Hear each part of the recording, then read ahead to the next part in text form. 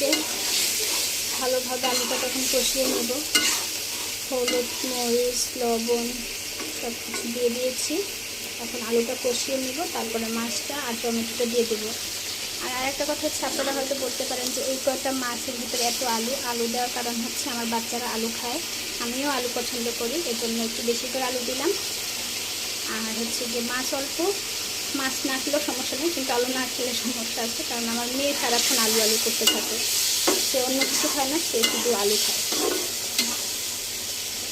এই জন্যই আমার ঘরে বেশি আলু লাগে।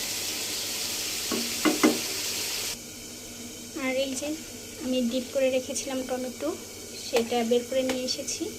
এখন কিছু টমেটো এর মধ্যে দিয়ে দেবো।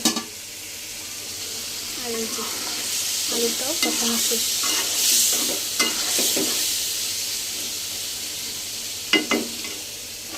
বিসমিল্লাহ।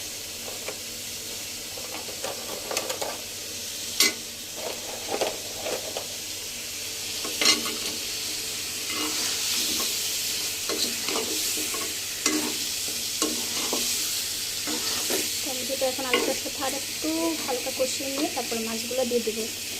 আপনারা এভাবে রান্না করে দেখতে পারেন, এটা কিন্তু অনেক স্বাদের তরকারি। এখন মাছগুলো দিয়ে দিব।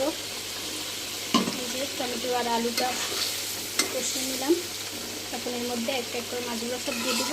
আর আমার রান্নাটাও শেষ। বিসমিল্লাহ।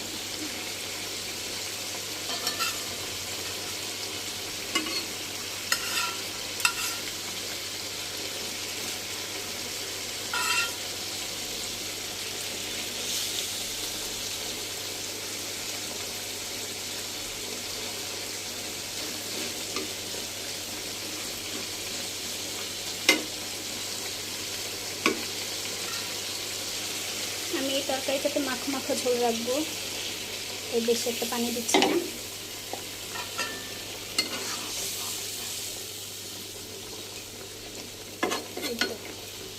রান্না শেষ, এখন নামাজ পড়বো, তারপর ইফতারের আয়োজন করবো।